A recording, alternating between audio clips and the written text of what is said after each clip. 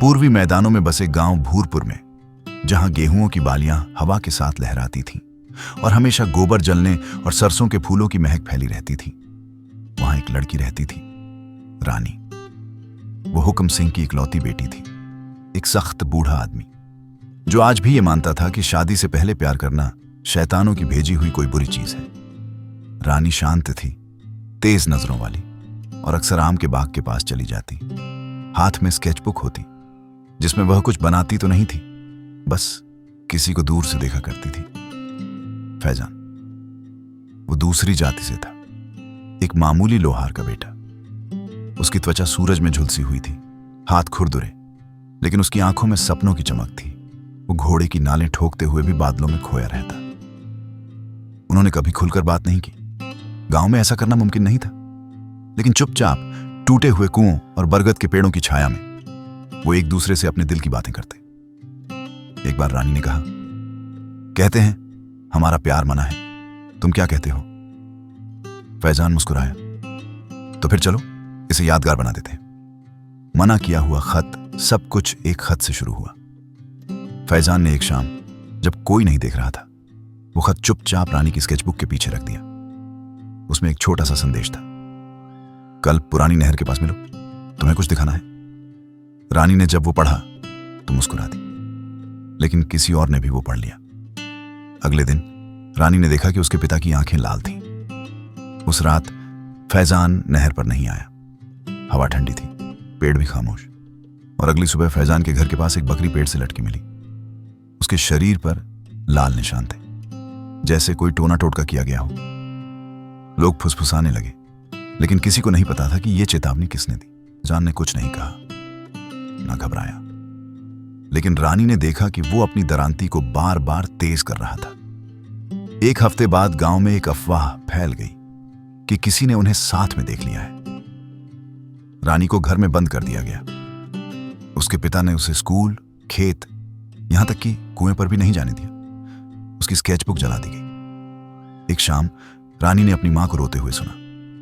लकड़ी के दरवाजे की दरार से उसने देखा एक अजनबी आदमी काले शॉल में लिपटा हुआ उसके पिता से बात कर रहा था। रानी ने कुछ शब्द सुने, इज्जत, समाधान, गायब कर देना। उसी रात उसने खिड़की के फ्रेम पर फैजान का नाम उकेर दिया, बस एहतियातन, अगर वो अगली सुबह जाग न सकी।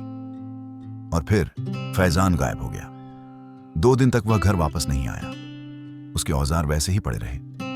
उसका पिता कुछ नहीं बोला, बस आग को ऐसे देखता रहा जैसे वो उससे बातें कर रही हो। पुलिस आई, फिर चली गई। किसी ने कोई शिकायत दर्ज नहीं करवाई। रानी ने ना रोया, ना सोई, ना कुछ खाया। फिर एक दिन एक खत आया, न कोई पता, न कोई दस्तखत, बस एक पत्ता जिस पर कोयले से एक पंक्ति लिखी थी, मैं जिंदा हूं, पुरानी पहरेदारी वाली जगह के नीचे वाले गुफा में आना, अकेली। रानी ने इंतजार नहीं किया। छुपा हुआ सच, वो पुरानी पहरेदारी वाली जगह कई सालों से वीरान पड़ी थी। उसके नीचे मिट्टी की खोखली गहराई में रानी को फैजान मिला, घायल, कमजोर, कांपता हुआ। ये तुम्हारे साथ किसने किया? रानी ने कांपते हाथों से पूछा। फैजान की आंखें लाल थीं। तुम्हारे अब्बा और वो काले चादर वाला आदमी, ये दोनों मिलकर कुछ चलाते हैं, कुछ बहुत अंधेरा। रानी की सांस अटक गई। फैजान बोला, वो विधवाओं की जमीनें हड़पते हैं, लाशें नहर में छुपाते हैं। मैंने खुद देखा है। मुझे लगता है उन्हें पता चल गया कि मुझे सब मालूम है। उसने रानी का हाथ पकड़ लिया। हम यहां नहीं रह सकते, आज रात हमें भागना होगा। उसी रात रानी ने सिर्फ 3 चीजें साथ ली, अपनी मां का दुपट्टा, अब्बा का पुराना रेडियो और एक छुरी। वो गन्ने के खेतों से भागे। पैरों में कीचड़ धंस गया। उन्हें सिर्फ डर नहीं बल्कि किसी के कदमों की आहट भी पीछा कर रही थी। आधी रात को पुराने मजार के पास मशालों की रोशनी चमकी, कुत्ते भौंके, आवाजें गूंजी, फिर एक गोली चली। वे दोनों नहर में कूद गए। पानी ने उनकी सांसें निगल ली। रानी के मुंह में लोहे जैसा स्वाद था, खून से नहीं बल्कि डर से।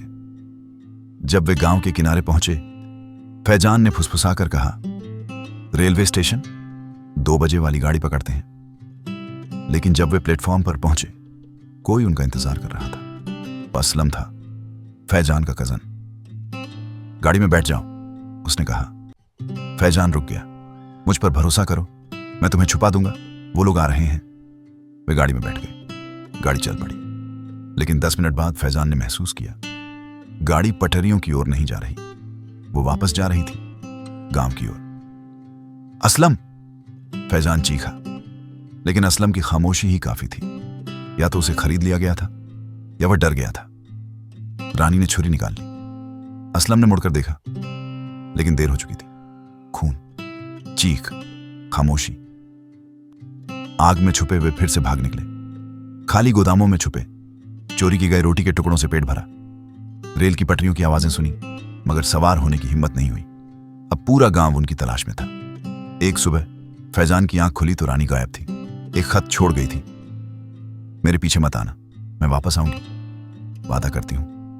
और वह आई 2 दिन बाद, एक मोबाइल फोन के साथ और एक वीडियो। पर्दाफाश वीडियो धुंधली थी लेकिन काफी साफ।